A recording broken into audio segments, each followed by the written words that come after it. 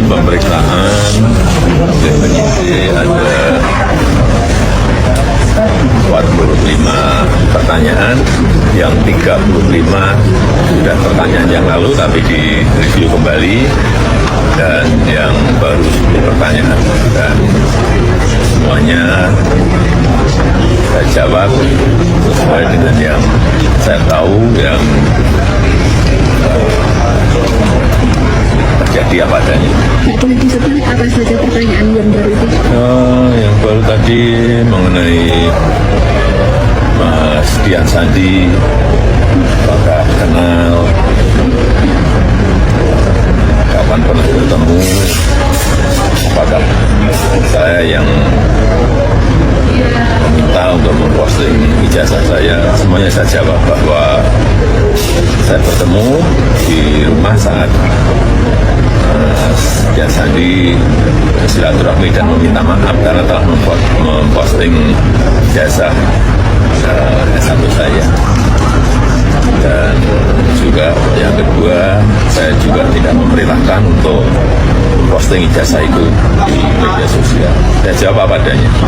Kemudian juga yang kedua mengenai Pak Insinyur Kasmujo, saya sampaikan bahwa beliau itu adalah dosen pembimbing saya, dan memang dosen pembimbing saya.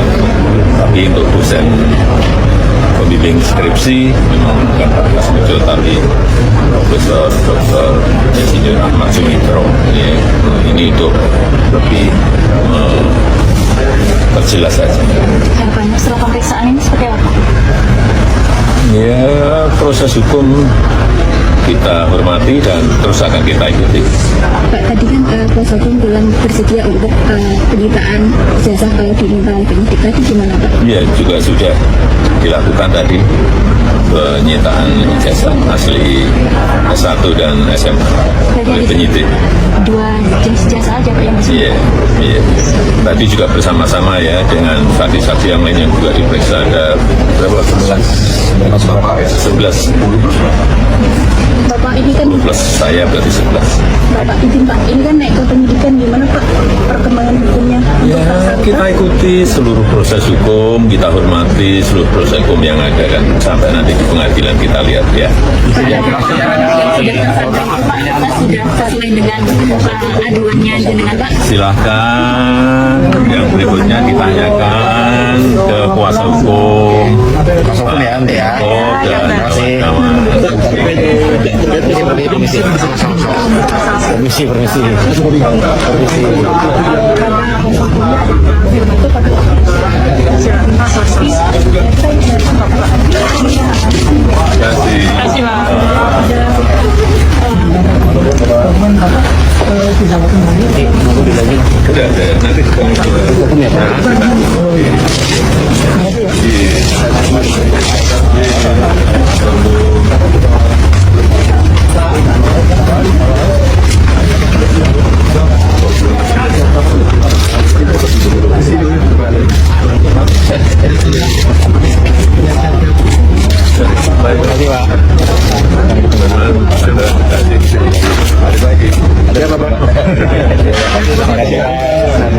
Sampaikan bahwa tidak ada kewajiban Pak Jokowi untuk menunjukkan, itu pertama. Dan kedua, ini presiden yang sangat buruk.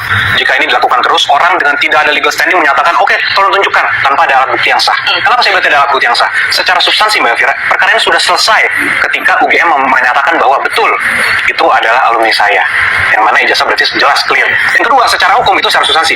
Secara hukum ketika di penyelidikan itu, di mana Pak Jokowi dilaporkan penyelidikannya dihentikan, itu sudah clear, menyatakan tidak ada pemalsuan. Sehingga karena itu sudah dihentikan, karena tidak ada pemalsuan, ya artinya ijazahnya asli. Oleh karena dasar itu, kami melaporkan, Pak Jokowi melaporkan, karena ada orang yang terus-menerus setiap hari sampai sudah tersangka pun masih mengulangi terus setiap hari. Masyarakat Indonesia dan dunia bisa menyaksikan terus diulang. Oleh karena itu, bagaimana untuk ini dihentikan? Tidak. Assalamualaikum warahmatullahi wabarakatuh. Salam sejahtera untuk kita semua. Selamat datang kembali di channel Jejak Fakta, channel yang selalu mengulas isu-isu politik dan peristiwa nasional dari berbagai sudut pandang. Sebelum kita mulai, saya mengajak teman-teman untuk menekan tombol like, subscribe, aktifkan lonceng notifikasi agar tidak ketinggalan video terbaru dari channel Jejak Fakta.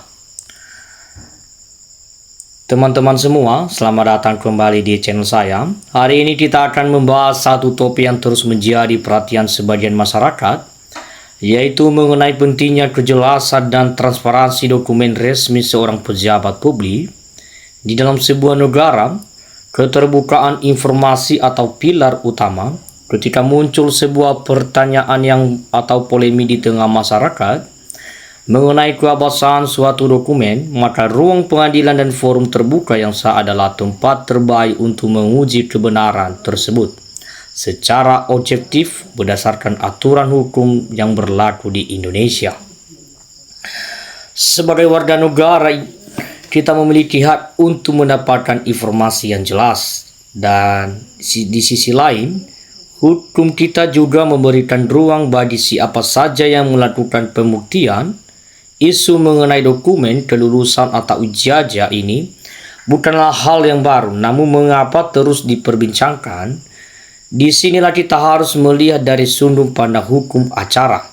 Dalam hukum Indonesia, azas pembuktian menjadi kunci. Siapa yang mendalilkan sesuatu, dia yang harus membuktikan. Oleh karena itu, langkah yang paling tepat dan elegan adalah membawa seluruh bukti yang ada di hadapan majelis hukum.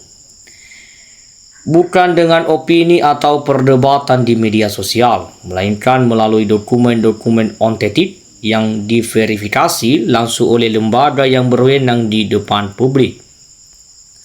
Kita harus sepakat bahwa penegakan hukum tidak boleh dilakukan dengan cara-cara di luar koridor aturan.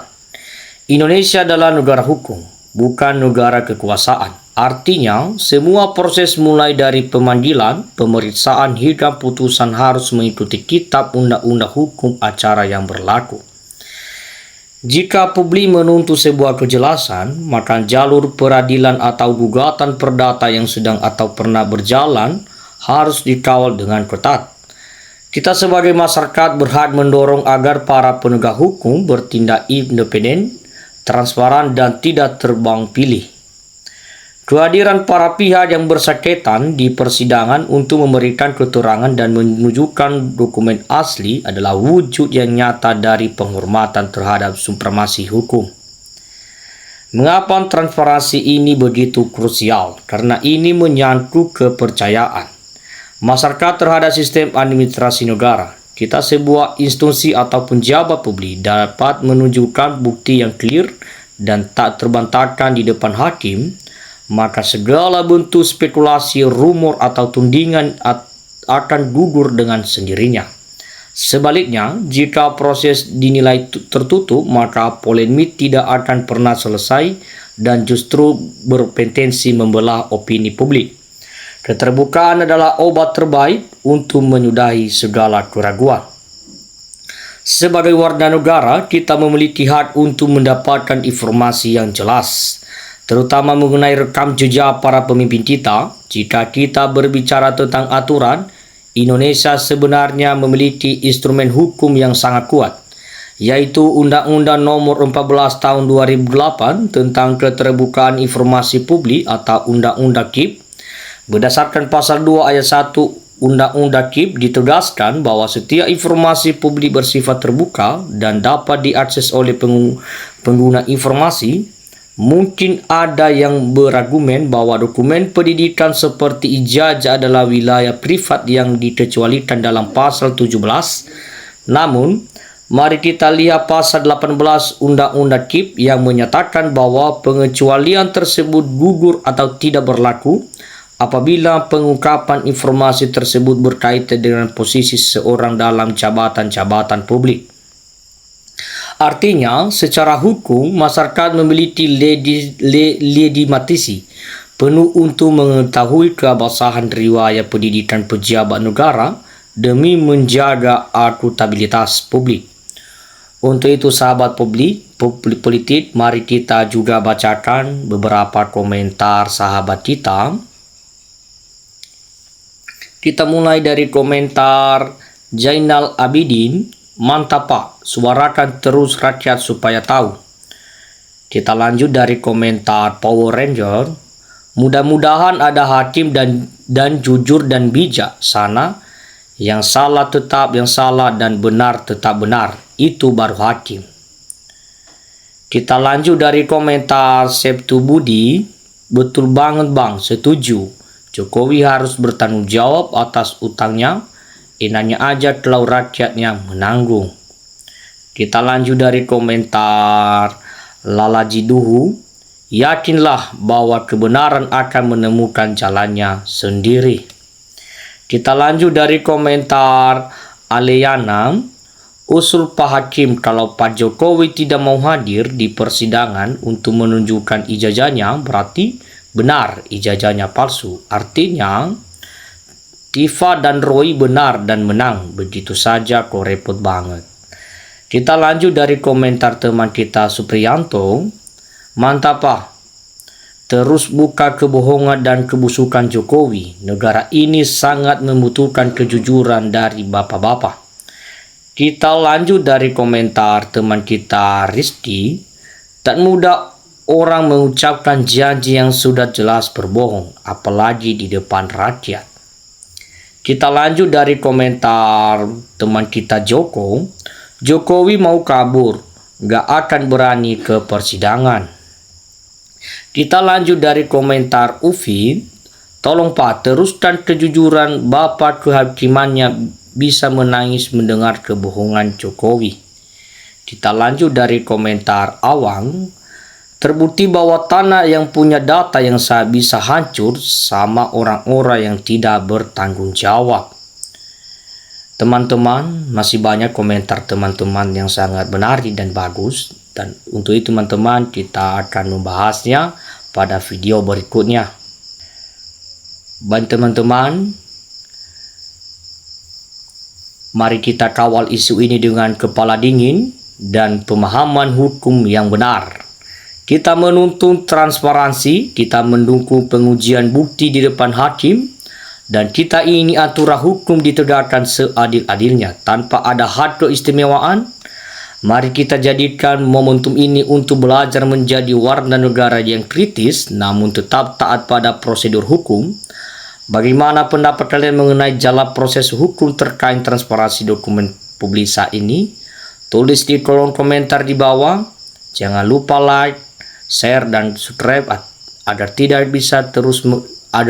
bisa terus mengawal isu-isu hukum dan sosial di Indonesia secara objektif. Teman-teman, saya pamit. Wassalamualaikum warahmatullahi wabarakatuh. Terima kasih.